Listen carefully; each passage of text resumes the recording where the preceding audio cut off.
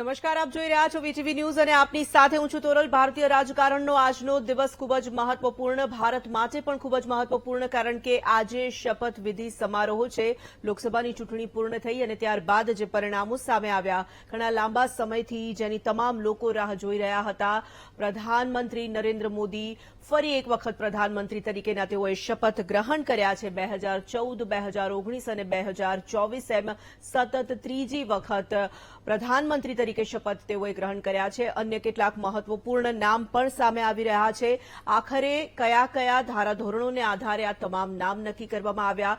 જે રીતે 2014 અને 2019માં પરિણામો સામે આવ્યા હતા, તેના કરતા 2024ના પરિણામો ભારતીય જનતા પાર્ટી માટે જુદા ભલે હોય, પરંતુ ફરી એક વખત એનડીએની સરકાર જ્યારે બની રહી છે, ત્યારે કયા કયા એ કારણો છે, કોને કોને સમાવેશ કરવામાં આવ્યા, એ તમામ નામોને લઈને પણ આજે આપણે ચર્ચા કરવામાં આવી છે કરીશું અને સાથે જ કોને કેવો પોર્ટફોલિયો આપવામાં આવશે તેના પર પણ આપણે ચર્ચા કરીશું. વિપક્ષનો શું રોલ હવેના સમયમાં હશે તેના પર પણ વાત કરીશું આજે મહામંથનમાં.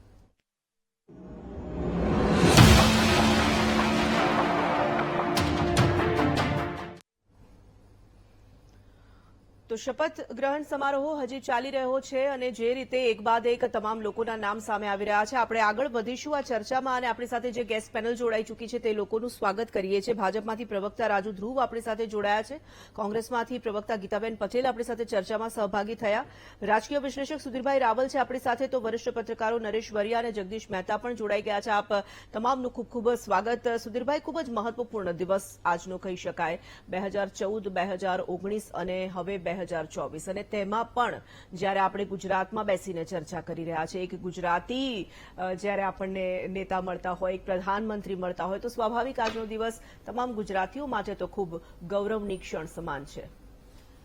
સૌથી મોટી ગૌરવની ક્ષણ છે કે વડાપ્રધાન તરીકે ગુજરાતી છે. ભલે અત્યારે ઉત્તર પ્રદેશની રાજ્યની અંદર એનું પ્રતિનિધિત્વ ગણાય, પણ આપણા માટે ગૌરવ છે. એ ગુજરાતી છે ને સતત ત્રીજી વખત. જવાહરલાલ નહેરુએ આઝાદી વખતે પહેલી વખત ગણીને 4 વખત શપથ લીધા હતા, ચૂંટણીમાં 3 વખત, તો એમની 3 વખત સતત કરવાની બરોબરી નરેન્દ્ર મોદીએ કરી છે. તો એના માટે એને અભિનંદન. બીજું, આ વખતે આપણા ગુજરાતની અંદર જે કેબિનેટની અંદર આવ્યા છે, એમાં એકચ્યુઅલી અમિતભાઈ શાહ ઉપરાંત મનસુખભાઈ માંડવિયા, CR પાટીલ, જેપી નડ્ડા અને જયશંકરજી. જેપી નડ્ડા અને જયશંકરજી રાજ્યસભાના છે, પણ એ આપણું પ્રતિનિધિત્વ કહે. અત્યાર સુધી જેટલું લિસ્ટ આવ્યું છે એના માટે આટલી વાત છે. એટલે આ જે આપણા ગુજરાતનું પ્રતિનિધિત્વ ગઈ વખતે જે હતું, બરાબર લગભગ એ જ છે. એવું લાગતું હતું કે જે રીતનું કોલિશન ગવર્મેન્ટ આ બની રહી છે, કેટલાક કમ્પલ્ઝન છે, તો એની અંદર કદાચ ગુજરાતનું પ્રતિનિધિત્વ ઓછું થાય, પણ એવું લાગતું નથી. કારણ કે બિહાર, મહારાષ્ટ્ર, ઉત્તર પ્રદેશને બીજા પરિસ્થિતિ જોતા કદાચ અહીંયા ભોગ લેવાશે એવી એક શક્યતાઓ હતી, પણ એવું સદનસીબે થયું નથી. એટલે આપણે જોઈએ, પણ હજી તો અત્યારના શપથવિધિ ચાલી રહી છે. અત્યાર સુધીમાં લગભગ 37 જેટલા લોકોએ શપથ લઈ લીધા છે અને કેબિનેટના મોટા ભાગ હવે રાજ્ય કક્ષાના મંત્રીઓ ચાલુ થયા છે. એટલે આગળ જોઈએ આપણે કેવી રીતનું છે. પણ અત્યાર સુધી જે લોકોએ શપથ લીધા, મોટા ભાગે જૂના જોગીઓ અથવા સિનિયર જે બધા છે એ જ આવ્યા છે. એટલે લગભગ નવી વસ્તુ જે જોવા મળશે, અથવા ટીડીપી, શિવસેના કે બધી હવે જોવા મળશે. બિલકુલ, એના પર સ્વાભાવિક તમામ લોકોની નજર હશે ને એના પર પણ આપણે ચર્ચા કરવી છે. નરેશભાઈ, ખાસ કરીને ચૂંટણી ડિક્લેર થઈ ત્યારથી લઈને જે રીતે સતત ચર્ચાઓ ચાલી રહી હતી, બીજેપી તરફથી 400 પારનો નારો આપવામાં આવ્યો કે એનડીએ 400 પાર પહોંચશે, તેમાં પણ બીજેપીનું પ્રદર્શન આ રીતનું રહેશે. ખેર, જે પરિણામો આવ્યા તે પણ આપણે ખૂબ ચર્ચ્યા છે અને તેના કારણોને લઈને પણ આપણે ચર્ચા કરી છે. પરંતુ હવે જ્યારે શપથ ગ્રહણ સમારોહ યોજાઈ રહ્યો છે, એનડીએની સરકાર ફરી એક વખત સત્તામાં આવી ચૂકી છે, પરંતુ આ વખતે ભારતીય જનતા પાર્ટી પાસે બહુમત નથી. અન્ય પક્ષોનું સ્વાભાવિક દબાણ પણ ક્યાંક ને ક્યાંક જોવા મળશે. જે અત્યારે શપથ ગ્રહણ સમારોહ ચાલી રહ્યો છે, જેમાં ચહેરાઓ આપણે જોઈ રહ્યા છે, જે સંભવિત નામ આપણે જોઈ રહ્યા છે, એના પરથી એવું લાગી રહ્યું છે કે આ વખતે ખૂબ વિચારીને આ નામ નક્કી કરવામાં આવ્યા. તોરલબેન, અત્યાર સુધી જે નામો ડિક્લેર થયા, અને ખાસ કરીને કેબિનેટના, કારણ કે જો રાજ્ય કક્ષાનું ચાલે છે, સુધીરભાઈ કહ્યું, મારી સામે ટીવીનેટ એટલે મને વધારે એની બહુ જાણ નથી, પણ કેબિનેટ કક્ષાના મંત્રીઓ જાહેર થયા એ નામો જોઈએ તો લગભગ તમામ અનુભવી જે ચહેરાઓ હતા પાછલી કેબિનેટમાં હતા, એ મોટાભાગના એમને સ્થાન મળ્યું છે. એટલે અને ગુજરાતમાં પણ કેબિનેટ મંત્રી તરીકે CR પાટીલ, મનસુખભાઈ માંડવિયા છે કે તમામ 5 જે છે રાજ્યસભાના સભ્યો છે તે કેબિનેટ કક્ષાના મંત્રી તરીકે લેવામાં આવ્યા છે. સરકારની અંદર ભારતીય જનતા પાર્ટીની ગઈ વખતની જેમ સ્પષ્ટ એમની બહુમતી નથી, છતાં પણ જે પ્રકારે મંત્રીમંડળના શપથવિધિ ચાલી રહી છે અને જે અત્યાર સુધી થઈ છે એ જોતા મને એવું લાગે છે કે પહેલી જે એમની કસોટી હોય કે મંત્રીમંડળ કેવું હશે અને મંત્રીમંડળ એ સરકારનો ચહેરો બનવાનું હોય છે, તો એમાં કમસે કમ નરેન્દ્ર મોદીએ એક સંકેત તો આપી દીધો છે કે જે પ્રકારે પાછલી સરકાર ચલાવી હતી કમસે કમ મંત્રીમંડળમાં તો એમણે એમની રીતે જ આ બધા પસંદગી કરવામાં આવી છે. એટલે જે ધારણા હતી કે બહુ પ્રેશર હશે એ પ્રેશર મને નથી દેખાતું. અને જીતેન્દ્રસિંહ માંઝી જેવા વ્યક્તિ એક પક્ષના છે, એક એમની જે ઊંચી સંખ્યાબળ છે, છતાં પણ બિહારમાંથી સાથી પક્ષ તરીકે એમને પ્રતિનિધિત્વ આપવામાં આવ્યું છે. એટલે તમામ અત્યાર સુધીનું જે કેબિનેટના જે ચહેરો દેખાય છે એ જોતા કમસે કમ એવું હતું કે પહેલી નરેન્દ્ર મોદી માટે એનડીએ સરકાર ચલાવવાની છે, એમને આ કોઈ નવો અનુભવ થવાનો છે, નવી બધી પરિસ્થિતિ એ કદાચ બીજી નિર્ણયો વખતે સામે આવે, પણ આ જે કેબિનેટ બન્યું છે એ ભારતીય જનતા પાર્ટી અને ખાસ કરીને વડાપ્રધાન નરેન્દ્ર મોદીની ઈચ્છાની જે વાત છે, જે મંત્રીઓ લેવામાં આવ્યા છે એમાં પ્રતિબંધિત થઈ રહ્યું છે. જગદીશભાઈ, ખાસ કરીને જ્યારે આપણે જોઈ રહ્યા હતા કે મંત્રીમંડળના નામ કયા હશે, દબાણ ખૂબ કરવામાં આવશે, નરેશભાઈએ પણ જે રીતે વાત કરી છે અને તેમાં પણ 2 નામ સૌથી વધારે ચર્ચાઈ રહ્યા હતા, એક નીતિશ કુમારનું અને એક ચંદ્રાબાબુ નાયડુનું. પરંતુ અત્યાર સુધી આપણે નથી જોઈ રહ્યા કે એવું કોઈ દબાણ કરવામાં આવ્યું હોય અથવા પછી આ દબાણ કામ લાગ્યું હોય. અત્યારે જે સૌથી વધારે મહત્વપૂર્ણ પોર્ટફોલિયોને લઈને જે ચર્ચા ચાલી રહી છે, અત્યારે સૂત્રો દ્વારા જે રીતે માહિતી મળી રહી છે કે મહત્વપૂર્ણ જે પોર્ટફોલિયો છે એ બીજેપીના નેતાઓ પાસે જ રહેશે અને ત્યારબાદ જે છે તે વહેંચણી કરવામાં આવશે. આને કેવી રીતે જોઈ રહ્યા છો? એ તો તોફાન પહેલી શાંતિ છે. એનું કારણ કે આ અત્યારથી માંડીને આજથી માંડીને 100 દિવસ સુધી 100 ડેઝ 100 દિવસ સુધી કોઈ પણ લોકતાંત્રિક દેશમાં નવી સરકાર રચાય એટલે એનું ક્રિટિસિઝમ એટલે કે એની ટીકા ટિપ્પણ કાંઈ થતી નથી. પ્રધાનોના શપથ લેવડાવડાય, હવે એના 2-4 દિવસમાં ખાતા સોંપાશે, ખાતા સોંપ્યા પછી પોતપોતાની ઓફિસ સંભાળશે, એનો સ્ટાફ સંભાળશે, પછી એનું આખું ખાતાનું વર્ગીકરણ કરશે, જાણશે, જોશે અને પછી તેના આદર સત્કાર સમારંભ વગેરે વગેરે. આ બધું હનીમૂન પીરિયડ જેવું હોય છે, એ 100 દિવસ સુધી ચાલશે. એટલે ત્યાં સુધી ન તો નરેન્દ્ર મોદી કોઈ બહુ મોટા નિર્ણયો કરશે જે એની હિડન એજન્ડામાં છે. આમ તો એને જાહેરમાં કીધું છે કે મારો ત્રીજો જે કાર્યકાળ જે છે એ હિન્દુસ્તાનના ઇતિહાસને 1000 વર્ષ સુધી યાદ રહે. તમે કલ્પના કરો કઈ શબ્દોની કિંમત છે. બાકી વડાપ્રધાને બોલેલા છે, સભાન અવસ્થામાં છે બધી વાતો. આગામી 1000 વર્ષ સુધી આપણી સાંસ્કૃતિક વિરાસતનો પાયો હલાવી ન શકે એવા નિર્ણયો મારે કરવાના છે એવું નરેન્દ્ર મોદીએ કીધું છે. હાલાકી પછી આ શબ્દો એમ કે ચૂંટણી સભામાં કીધું એવું નહીં, વિજય થયા પછીથી પણ કીધું, એટલે બહુ મહત્વનું છે.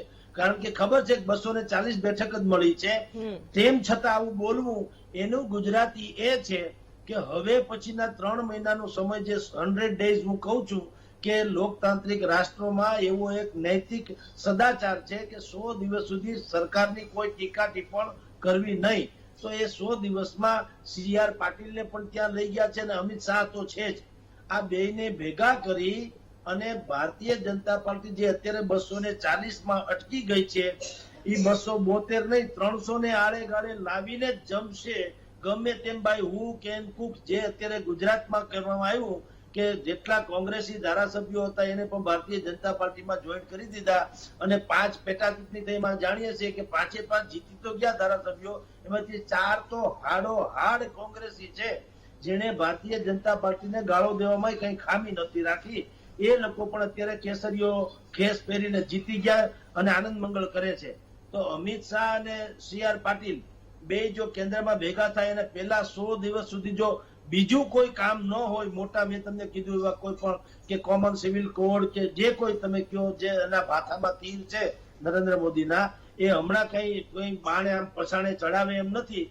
તો 100 દિવસ સુધી શું કરવાનું? હારતોરા કરવાના, સાલ ઓઢવાની? ના, એ 100 ડેઝમાં CR પાટીલ અને અમિત શાહ જ્યાં ક્યાંય પણ કસર રહી ગઈ છે સંગઠનની દ્રષ્ટિએ એને સમૂહ સૂત્રું કરવામાં અને કોઈ પણ ભોગે ભારતીય જનતા પાર્ટી જે 240 અટકી ગઈ છે એને 300 સુધી પહોંચાડવાની વાત કરશે અને લખી રાખજો, આ શપથ સમારોહ ये भी केवल ट्रेलर है, पिक्चर अभी बाकी है। જ્યારે 272 ને વળોટી જશે, 300 ને આડે ગાળે ભારતીય જનતા પાર્ટી ગમે તેમ કરીને પણ થઈ જશે, ત્યારે ફરી પાછું તમે ને આપણે બધા જ આવી રીતે એક નવા શપથ સમારોહનો એના સાક્ષી બનશું અને નરેન્દ્ર મોદી ત્યારથી કલર પકડશે અને પછી તમે જો બ્રેકિંગ ન્યૂઝ કરતા આપણે થાકી જશું એટલા બ્રેકિંગ ન્યૂઝ આપણને મળવાના। આ વાત કન્ફર્મેશન વાળી છે, એને અલગ ઝલક કીધી છે, આપણે આપણી રીતે એને મૂલવવાનું। પણ નરેન્દ્ર મોદી આ નાયડુ કે ભાઈ નીતિશ બાબુ કે એના સિપાણમાં જે અત્યારે તો છે, તમને કહી દઉં, અપના દળના એક હોય તો પણ એક બેઠક આપવી પડી, જીતનરામ માંઝી પણ એક બેઠક હોય તો એક ને કેબિનેટ મિનિસ્ટર આપવું પડ્યું। આ કઈ જેવું તેવું દબાણ ન કહેવાય, પણ અત્યારે માણસ કે ને કે ડેમ તોડવો હોય ને તો બોમ્બ મારવાની જરૂર નથી, એક પહેલા ખાલી એક તીંદોડું પાડી દો એટલે કે કાણું પાડી દો, પછી પાણી પોતાની મેળે એનો પ્રવાહનો એટલો બધો ફોર્સ આવે કે આખો ડેમ તૂટી જાય। એમ આ લોકોએ સરકાર રચવી હતી, કોઈ હિસાબે સરકાર રચી ગયો, સહી થઈ ગઈ નરેન્દ્ર દામોદર દાસ મોદી, એ વડાપ્રધાનની સહી થઈ ગઈ, હવે એનો પાવર તમે જુઓ। એટલે 100 ડેઝ સુધી મેં તમને કીધું કદાચ સરળતા તો લાગે આપણને કે ગઠબંધનની સરકાર ચલાવે છે, સાચી સરકાર તો 100 ડેઝ પછી ખબર પડશે। ઠીક છે જગદીશભાઈ, ભવિષ્ય બાક્યું છે કે ઘણી બધી તોડફોડ જોવા મળશે, ઘણા બધા રોજે રોજના સમાચારો જોવા મળશે અને ત્યારબાદ સાચો કલર જોવા મળશે। ખેર તેના પર તો નજર રહેશે, પરંતુ આજે જે રીતે તમામ સાંસદોએ કે ઘણા બધા સાંસદોએ શપથ લીધા છે તેને લઈને પણ વાત કરવી છે, કેવી રીતે સરકાર કામ કરશે, કેવા કેવા પડકારો હોઈ શકે છે 2024માં આ વખતે, આ તમામ મુદ્દા પર કરવી છે વાત।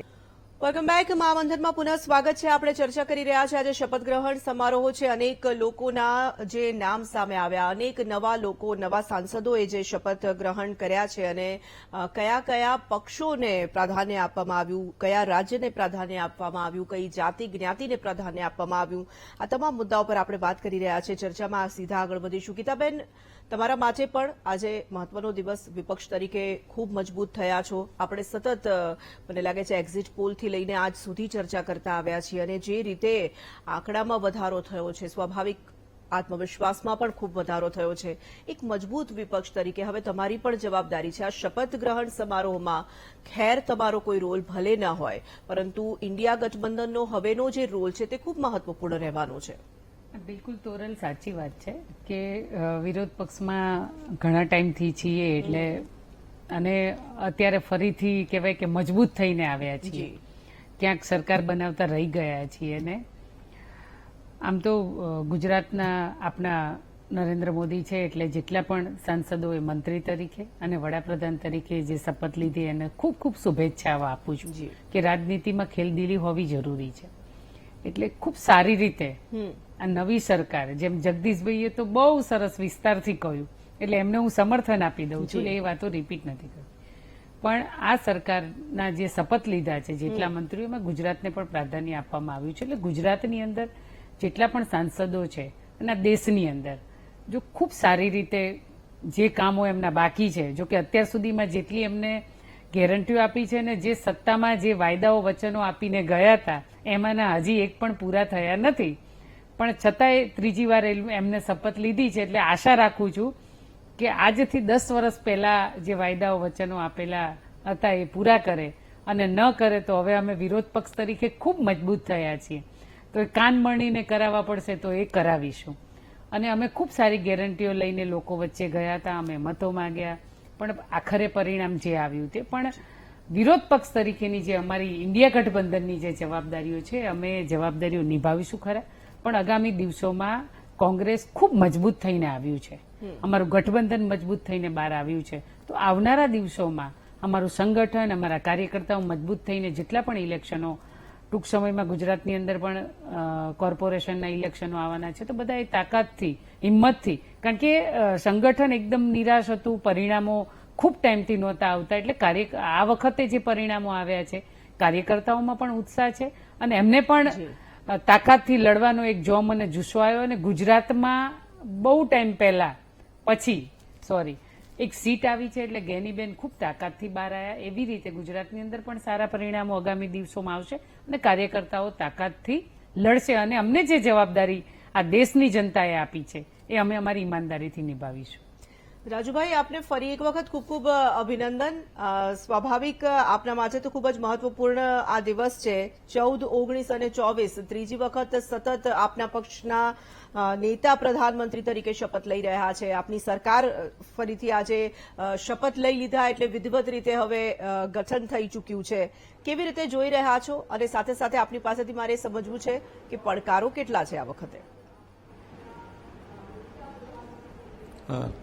તોરલબેન, જે રીતે સરકાર આપે જોયું કે અનેક વાતોની વચ્ચે વડાપ્રધાન નરેન્દ્રભાઈએ ત્રીજી વાર સરકારની રચના કરી. મને શું ગુજરાતના માટે તો એક આ ગૌરવવંતી વેળા છે, એક ગૌરવવંતો સમય છે. એટલા માટે કે સરદાર વલ્લભભાઈ પટેલથી એક ગુજરાતનું ગૌરવગાન ચાલુ થયું. મહાત્મા ગાંધી, સરદાર પટેલ, આ તો મહાપુરુષોએ એમ કહે છે કે ગુજરાતને એક નવી દિશા આપી. ત્યાર પછી આપણે જોઈએ તો મોરારજીભાઈ દેસાઈ, મોરારજીભાઈને વડાપ્રધાન પદે 2-2.5 વર્ષનો સમય મળ્યો. એ પછી આપણે જોઈએ તો ગુજરાતને કેન્દ્રમાં યોગ્ય પ્રતિનિધિત્વ પૂરતું નથી મળ્યું. વડાપ્રધાન પદે નરેન્દ્રભાઈ આરૂઢ થયા અને એ પછી ગુજરાતને નરેન્દ્રભાઈ અને અમિતભાઈ તો ગુજરાતી જ છે, વડાપ્રધાન અને ગૃહમંત્રી, પરંતુ એના પછી બાકીના સંસદ સભ્યો એ રાજ્યસભામાંથી હોય કે લોકસભામાંથી ગુજરાતને પૂરતું પ્રતિનિધિત્વ મળવાનું શરૂ થયું.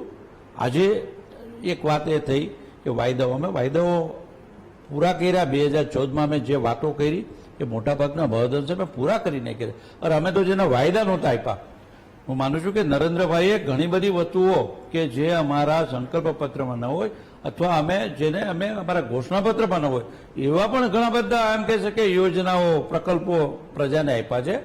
ત્યારે આ સરકાર જે રીતે રચના થઈ અને આપ જુઓ, આટલો ભારત જેવો 130 કરોડની વસ્તીવાળો દેશ, વિવિધ રાજ્યો, વિવિધ ભાષાઓ, એમાં વિવિધ પક્ષોના ગઠબંધનને ચલાવવું અને આ વસ્તુ અમે અટલજીના સમયમાં 24 પાર્ટીઓનું ગઠબંધન સરકારો પણ ચલાવેલી. 2004 સુધી ગઠબંધન સરકાર અટલજીની ચાલી હતી. ત્યાર પછી કોંગ્રેસનું શાસન હતું.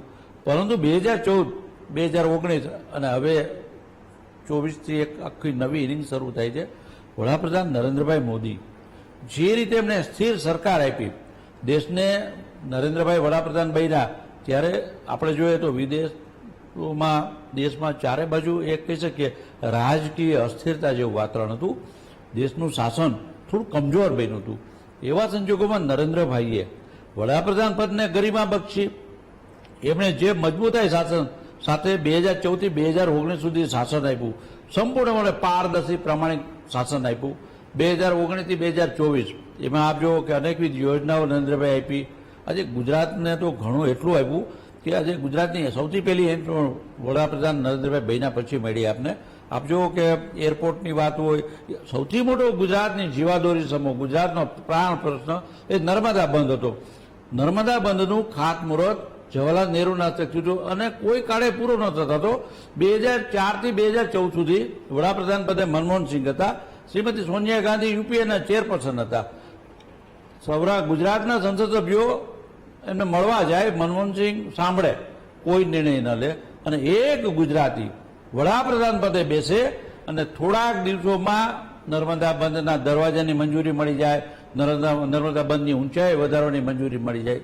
આ દેખાડે છે કે વડાપ્રધાન પદે નરેન્દ્રભાઈ આવ્યા એ પછી ગુજરાતને ખૂબ મળ્યું છે. ખૂબ, કદાચ હું માનું છું કે આઝાદી પછી ગુજરાતને આ 10 વર્ષમાં મળ્યું છે એટલું એની પહેલાના વર્ષોમાં નહોતું મળ્યું.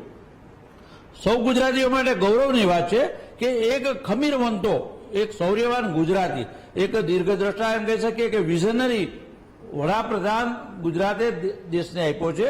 અને જે રીતે આજે આપ જુઓ કે જે ચૂંટણીની પ્રક્રિયા એકદમ શાંતિથી પૂરી થઈને, કદાચ હું માનું છું વિશ્વની રાજનીતિમાં વિશ્વના તમામ દેશો, લોકશાહી દેશો છે અને અન્ય પ્રકારની સંસદીય પ્રણાલિકા ધરાવતા દેશો છે, એની વચ્ચે ભારતના તમામ રાજકીય પક્ષો, હું વડાપ્રધાન નરેન્દ્રભાઈ મોદીની પણ વાત કરું છું, અન્ય પક્ષના લોકોની પણ વાત કરું છું, સૌએ સાથે મળી અને ભારતની લોકશાહીને એક નવી મજબૂતાઈ આપી. સૌએ પોતાની વાત પ્રજાની સામે મૂકી જનાદેશ આવ્યો, એ જનાદેશ હવે સ્વીકાર્યો અને એ જનાદેશ પછી જે રીતે અમે સરકાર બનાવી, આપ જુઓ કે આજે જે રીતે સૌ પ્રતિનિધિત્વ રજૂ થતું હતું, જે રીતે સૌ શપથ ગ્રહણ કરતા હતા, મને લાગે છે કે ભારતની અનેક વિવિધતાઓ બધી આજે આપણે રાષ્ટ્રપતિ ભવનના પ્રાંગણમાં જોવા મળી. દેશની એકતા અખંડિતતા એ ભારતીય જનતા પક્ષનો સંકલ્પ છે. ભારતીય જનતા પક્ષનું એમ કે છે કે રાષ્ટ્ર પ્રથમ એ લઈને જ અમે ચાલ્યા છીએ. અમે અગાઉ જે વચનો આપ્યા હતા કે જમ્મુ કાશ્મીરમાં 370મી કલમ દૂર કરશું, અમે એ દૂર કરી. એના પછી 3 તલાકની વાત કરીએ, અયોધ્યામાં રામ મંદિરની વાત કરીએ. અમે જે કઈ વચનો આપ્યા હતા એ તો 2019 પહેલા એમ કહી છે કે 2019 થી 2024ની વચ્ચે પૂરા કરી દીધા છે. હવે જે તબક્કો છે એ વડાપ્રધાન નરેન્દ્રભાઈ મોદીએ કહ્યું છે કે આવનારા સમયમાં ઇતિહાસ યાદ કરશે કે ભારતીય જનતા પક્ષે જે સુશાસન આપ્યું છે, હવે અમે એનડીએના નેતૃત્વમાં કામ કરશું. સરકારના મુખિયા, સરકારના વડાપ્રધાન નરેન્દ્રભાઈ મોદી જ છે, એટલે કહેવાની એનડીએ સરકાર ભલે ગણીએ પરંતુ મોદી સરકાર જ છે. એટલા માટે કે વડાપ્રધાનના નેતૃત્વમાં ચાલતી સરકાર છે. ત્યારે હું માનું છું કે નરેન્દ્રભાઈએ જે વાત કહી છે આ ચૂંટણી દરમિયાન, અને એ સિવાય એ મને લાગે છે કે અનેકવિધ યોજનાઓની ભેટ નરેન્દ્રભાઈ આ તબક્કામાં આપશે. અને કદાચ હું માનું છું કે આ એક ભારતનો નવો યુગ, અમે આ વિવિધતાને સ્વીકારીએ છીએ, સાથી પક્ષોની લાગણીને પણ માન આપીએ છીએ. અને જે રીતે નરેન્દ્રભાઈએ તમામ લોકોનો વિશ્વાસ જીત્યો, આપ જુઓ કે ચંદ્રબાબુ નાયડુ હોય કે નીતિશ કુમાર હોય કે જીતનરામ માંઝી હોય. જીતનરામ માંઝી એક લોકસભાની સીટ ધરાવતા પક્ષના નેતા છે. અમે એને પણ માન આપ્યું. અમે તમામ રાષ્ટ્રને આમ કહે છે કે મહત્વના કહી શકાય એવા તમામ પરિબળોને આ સરકારમાં સામેલ કર્યા છે.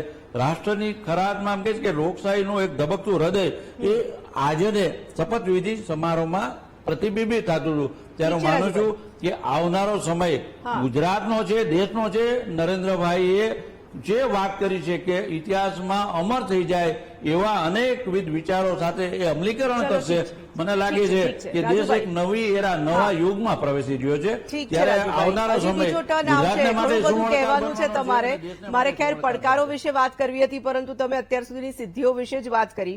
નરેશભાઈ, 2014, 2019 અને હવે 2024ની જયારે આપણે વાત કરી રહ્યા છીએ, શપથ ગ્રહણ સમારોહને જો યાદ કરવામાં આવે તો 2014 અને 2019માં જે રીતે આંકડા સામે આવ્યા હતા, 2024માં ખેરી રીતે આંકડા સામે નથી આવ્યા. જ્યારે પણ મંત્રીમંડળમાં કોણ હશે તે નિર્ણય લેવાનો હોય તો જ્ઞાતિ, જાતિ, રાજ્ય આ તમામ બાબતોનો આધાર લઈને એને ધ્યાનમાં રાખીને નિર્ણય લેવામાં આવતો હોય સ્વાભાવિકપણે.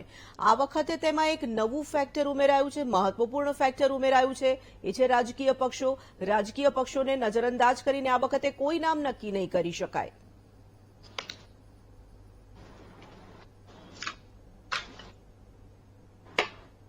મોદી સરકારની પણ મોદી સરકાર પાસે ગઈ વખતે સંપૂર્ણપણે બહુમત હતો, એટલે બંનેની ટર્મની અંદર એમણે ભલે મોદી સરકાર પાસે એટલે ભારતીય જનતા પાર્ટી પાસે પૂર્ણ બહુમત હોવા છતાં એમણે એનડીએના પક્ષોને એને ખાતા પણ આપ્યા હતા.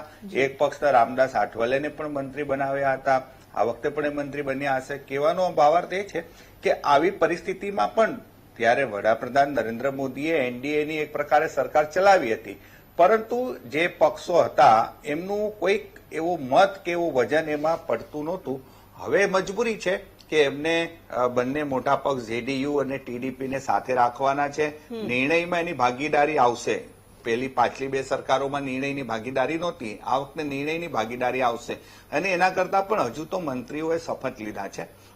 જ્યારે મંત્રીઓને ખાતા ફાળવણી થશે ત્યારે મહત્વનું થઈ રહેશે કે કયા પ્રકારની આ એનડીએ સરકારની અંદર સાથી પક્ષોનું વલણ કેવું રહ્યું છે ને એ લોકોએ શું માગ્યું છે ને શું આપ્યું છે.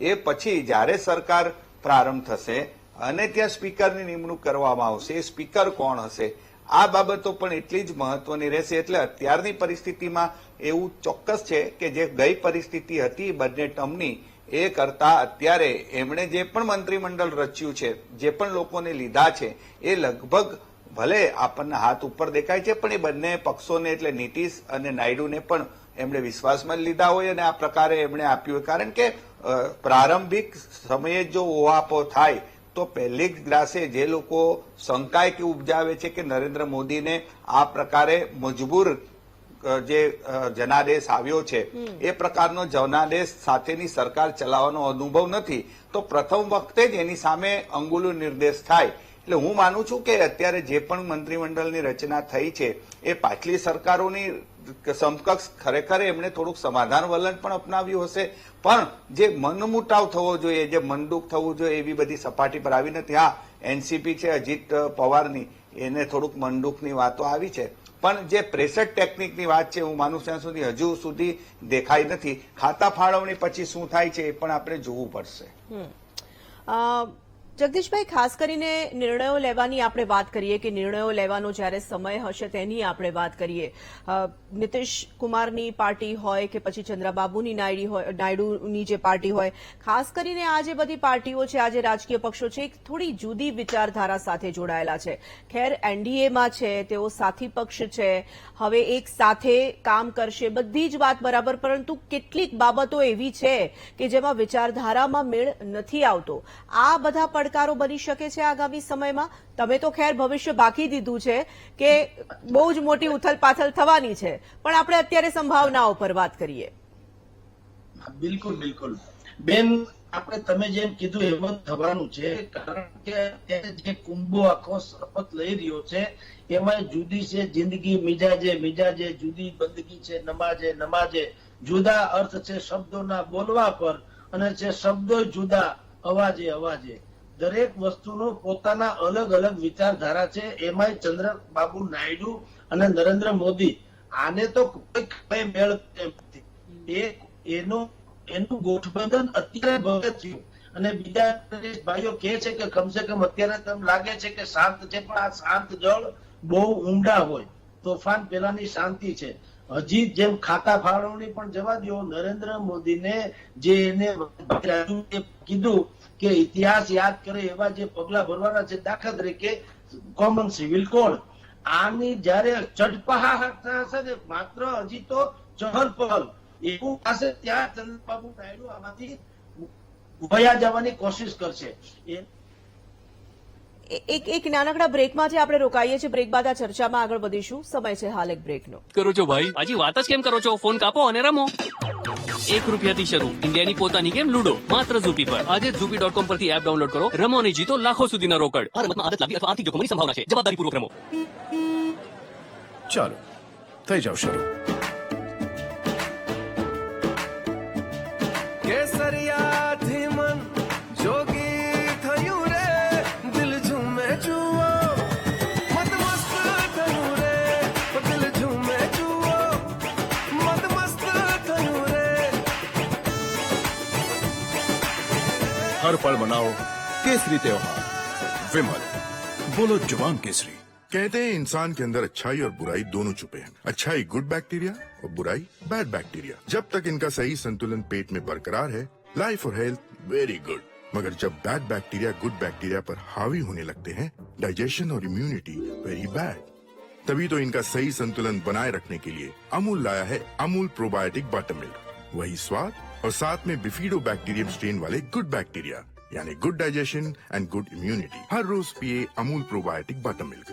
सब कुछ आजमाया और तब मैंने माना कि सिर्फ सच्ची सहेली ही है महिलाओं के उन मुश्किल दिनों की हर समस्या, जैसे कठिन दर्द, अनियमितता, खून की कमी, थकान व कमजोरी जैसी सभी प्रॉब्लम्स के लिए नंबर 1 औषधि एवं टॉनिक. मेरे खाते पीते फूडी घर में चेंज लाने के लिए मुझे बहुत कुछ बदलना पड़ा. फिर मैंने सोचा अब तो मुझे मेन्यू भी बदलना पड़ेगा. But thanks to Tirupati cotton seed oil मैंने सिर्फ अपना कुकिंग ऑयल बदला. इसमें है टोकोफेरॉल्स और विटामिन्स,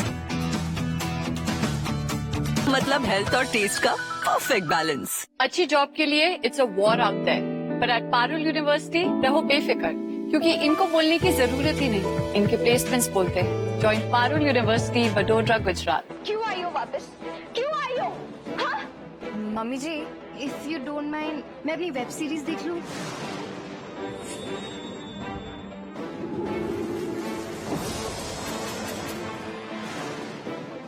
हाँ हाँ बेटा, लोरस. तो हुआ ना ये too good to be true. Introducing dish TV smart plus. अब डिश टीवी और D2H कनेक्शन में मिले टीवी और OTT दोनों at no extra cost. It's too good to be true. मेरे खाते पीते फूडी घर में चेंज लाने के लिए मुझे बहुत कुछ बदलना पड़ा। उनके उठने का टाइम बदला, उनका रूटीन बदला, उनकी आदतें बदली। फिर मैंने सोचा अब तो मुझे मेन्यू भी बदलना पड़ेगा। But thanks to Tirupati cotton seed oil मैंने सिर्फ अपना कुकिंग ऑयल बदला। इसमें है टोकोफेरॉल्स और विटामिन्स जो खाने को बनाए टेस्टियर और हेल्दियर, मतलब हेल्थ और टेस्ट का perfect balance. Tirupati, India's number 1 cotton seed oil. कैसे पहनती है व्हाइट हर रोज? हू नोज? चांद जैसा चमकता, दूध जैसा व्हाइट। क्या जिंदगी में व्हाइट वापस चाहिए? तो ले आइए नया शक्तिशाली रॉबिन फैब्रिक व्हाइटनर। दूसरे व्हाइटनर से रॉबिन है ज्यादा गाढ़ा जो कपड़ों के रेशे रेशे तक जाए और उन्हें रखे आसानी से super white. Robin fabric whitener, पहनो फिर से व्हाइट। और सारे दागों को मिटा दे, हर लिबास पे है चमक आनी, रिश्तों को कर दे ये नूरानी, हर घर में आया राजानी। राजानी डिटर्जेंट करे बेमिसाल सफाई। यहाँ भी वर्ल्ड क्लास यूनिवर्सिटी है। क्यूएस वर्ल्ड रैंकिंग्स ने चंडीगढ़ यूनिवर्सिटी को इंडिया की नंबर 1 प्राइवेट यूनिवर्सिटी कहा है। शुमी Chandigarh university is a world class university. See, with state-of-the-art infrastructure, exceptional faculty and great placements, Chandigarh University has been ranked as the number 1 private university in India by QS World Rankings. नया भारत रिया सोच नहीं है, future यही है। यही है Chandigarh university, elevating education for a brighter nation. मेरे खाते पीते फूडी घर में चेंज लाने के लिए मुझे बहुत कुछ बदलना पड़ा। फिर मैंने सोचा अब तो मुझे मेन्यू भी बदलना पड़ेगा। But thanks to Tirupati cotton seed oil मैंने सिर्फ अपना कुकिंग ऑयल बदला। इसमें है टोकोफेरॉल्स और विटामिन्स जो खाने को बनाए टेस्टियर और हेल्दियर, मतलब हेल्थ और टेस्ट का परफेक्ट बैलेंस।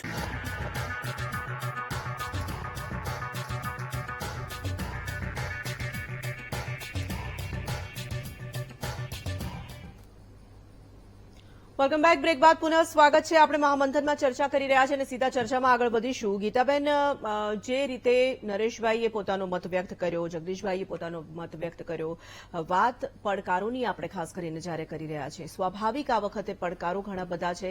વિપક્ષ માટે પણ બહુ આસાન રસ્તો તો નથી જ, કારણ કે આંકડાની જો વાત કરવામાં આવે તો આંકડા વધ્યા છે બેશક, પરંતુ જીત સુધી પહોંચી શકાય હજી એટલો પણ જનાધાર તો નથી જ મળ્યો.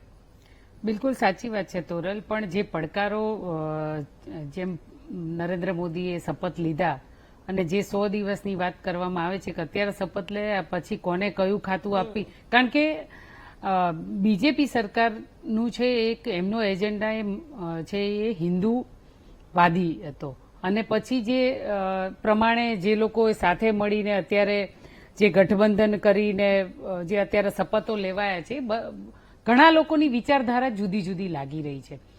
તો ઘણીવાર એવું થશે કે નીતિશ કુમાર, આમ તો હું નીતિશ કાકા તરીકે કહું છું આપણા નીતિન કાકાના પેલામાં, કારણ કે અને પછી નાયડુ એની જે એમની વિચારધારા છે, એમના વાયદા વચનો છે એમના રાજ્યમાં, તો હિન્દુત્વ ગણાવતી સરકારને શું આ બંનેને મેળ ખાતા વિચાર ખાતા આ સરકાર ટકી રહેશે ખરી? એટલે આવા સવાલો મને નહીં, દેશની જનતાને પણ થતા હશે. એટલે એવું પણ થઈ શકે કે 100 દિવસની અંદર શું હજુ આ સરકારમાં કોણ દાદાગીરીની રાજનીતિ કરે છે, કોને મળ્યું છે, કોને નથી મળ્યું, કયું ખાતું મળ્યું છે, કયું ખાતું નથી મળ્યું, એ પણ સવાલો હજી ઊભા છે. અને જ્યારે દેશના વિકાસની વાત આવે, જ્યારે સરકારો અંદરો અંદર જ ઝઘડવામાં રહેતા હોય તો એ દેશનો વિકાસ પણ ત્યાં રૂંધાતો હોય છે. અને છેલ્લા 10-15 વર્ષના વિકાસની વાતો કરવામાં આવે તો હજુ જે બાકી રહેલા વિકાસના વાયદા વચનો, હજુ એમની ગેરંટી, એમને તો કીધું હતું કે આપણા વડાપ્રધાન ભાષણમાં પણ બોલતા હતા કે સરકાર બન્યા એના 3 જ દિવસમાં જે ગેરંટીઓ આપવામાં આવશે એ પૂરી કરવામાં આવશે. તો પ્રધાનમંત્રી તરીકે એમને જે વચનો આપ્યા તો એમના બોલવાની કઈ કિંમત હોય છે. તો હું માનું છું ત્યાં સુધી આ તડજોડની જે રાજનીતિ, જે બધા પક્ષો, જેને પક્ષોની પણ વિચારધારાઓ જુદી છે એવા પક્ષો સાથે બેસીને જ્યારે સરકાર બનાવી હોય તો આ સરકારની અંદર ઘણા બધા એવા અડચણરૂપ યોજનાઓ છે ખરા અર્થમાં પૂરી થશે કે નહીં, આવા સવાલો મને પણ થાય અને દેશની જનતાને પણ થાય. એટલે આ સવાલો તો આજ પણ ઊભા છે. શું આ સરકાર ટકી રહેશે? શું આ સરકારના વિકાસના કામોમાં અડચણો આવશે? આવા સવાલો બધાને છે, કારણ કે આ બે એવા લોકો છે કે જેમના ઉપર ભરોસો હજુ આ દેશની જનતાને નથી. તો ખાતા વેચાયા પછી પણ અંદરો અંદર વિરોધ થશે કે નહીં, એટલે આવા બધા સવાલો આપણને બધાને થાય છે. ચંદ્રબાબુ અને નીતિશ કુમારની વાત કરી રહ્યા છો. બિલકુલ. એ એમની સાથે છે તો વિશ્વાસ નથી. થોડા સમય પહેલા તમારી સાથે હતા ત્યારે તો તમે વિશ્વાસ રાખ્યો જ હતો ને. રાજુભાઈ, પડકારોની મારે ખૂબ ઝડપથી તમારી સાથે વાત કરવી છે. પડકારો આગામી 100 દિવસમાં, આમ તો 2047 સુધીનો આખો રોડમેપ તૈયાર કરીને બેઠા છો, ઘણા આશાઓ સાથે જનતાને પણ ઘણા બધા સ્વપ્ન બતાવ્યા છે. 100 દિવસની અંદર કેટલાક કામો કરવા છે એવા વિચાર સાથે સરકાર રચાશે તેવી પણ જે વાત હતી. કેવા હશે આગામી દિવસો? જનતા માટે શું હશે ખાસ? તોરલબેન, એક આપને કહું કે દેશની સૌથી મોટી રાજકીય જરૂરિયાત શું છે કે સ્થિર સરકાર, મજબૂત નેતૃત્વ, એબલ લીડરશીપ, સ્ટેબલ ગવર્મેન્ટ. અને મને લાગે છે કે નરેન્દ્રભાઈમાં એક ક્ષમતા જ છે. જો નરસિંહા રાવ 1990 થી 95 સુધી આનાથી પણ વધુ પાતળી બહુમતી સાથે જો 5 વર્ષ શાસન ચલાવી શકતા હોય તો અમારી પાસે તો નીવડેલું નેતૃત્વ છે. આજે આપ જુઓ કે ભારતીય જનતા પક્ષનું જે પ્રધાનમંડળમાં શપથ ગ્રહણ થયું એમાં નરેન્દ્રભાઈના નેતૃત્વમાં રાજનાથસિંહજી, અમિતભાઈ, નીતિન ગડકરીજી, શિવરાજ ચૌહાણ, જેપી નડ્ડાજી, એક પછી આપ જો ઘણા રાજ્યોના મુખ્યમંત્રીઓ. તો મારું એવું માનવું છે કે અમારી સામે પડકારો આજના તબક્કે મને કોઈ એવા એટલા માટે નથી દેખાતા કે સૌથી પહેલું, અને બાકીની વાત છે ફરીને વાત ક્યાં આવે છે કે ચંદ્રબાબુ નાયડુ અને નીતિશ કુમાર, આ લોકોના વલણ ઉપર લોકોને શંકા જાય છે. પરંતુ એવું નહીં એટલા માટે થાય કે નીતિશ કુમારે ઇન્ડિયા ગઠબંધન શરૂ કર્યું અને ઇન્ડિયા ગઠબંધનની એકદમ શરૂઆતના વાત કરનાર હતા એ નીતિશ કુમાર હતા, પણ નીતિશ કુમારની સાથે દગો કરવામાં આવ્યો, એમને સંયોજક પદે ન રાખવામાં આવ્યો. અને જે પછીની જોઈએ એ માણસને એવું થતું હતું કે એનું સ્વમાન હનન થાય છે અને નીતિશ કુમાર એમાંથી નીકળી ગયા. આપ જુઓ, એ નીતિશ કુમાર કે કોંગ્રેસ અને અન્ય પક્ષો દ્વારા જેમનું અવમૂલ્યન કરવામાં આવ્યું, એ મુખ્યમંત્રી હતા છતાં પણ ઇન્ડિયા ગઠબંધનમાં એમનું કોઈ માન સન્માન ક્યારેય જળવાયું જ નહીં અને એમણે છોડી દીધું. એના પછી ચંદ્રબાબુ નાયડુની વાત કરીએ. ચંદ્રબાબુએ કોંગ્રેસના હાથે ખૂબ અન્યાય સહન કર્યો છે, ખૂબ જ અન્યાય સહન કર્યો છે. અને આજે એ આંધ્રમાં મુખ્યમંત્રી પદ ગ્રહણ કરવા જઈ રહ્યા છે ત્યારે વડાપ્રધાન નરેન્દ્રભાઈ મોદીની લોકપ્રિયતા એને કારણે પણ આંધ્રમાં ચંદ્રબાબુને પણ સપોર્ટ મળ્યો છે. ચંદ્રબાબુને વિધાનસભામાં બહુમતી મળી, એમાં પણ વડાપ્રધાન નરેન્દ્રભાઈનું કરિશ્માઈ રાજુભાઈ, આપણી પાસે સમયની મર્યાદા છે. હાજી, સમયની મર્યાદા છે એટલે આપણે ખૂબ લાંબી વાત નહીં કરી શક્યા. તમામનો ખૂબ ખૂબ આભાર અમારી સાથે ચર્ચામાં જોડાવા માટે.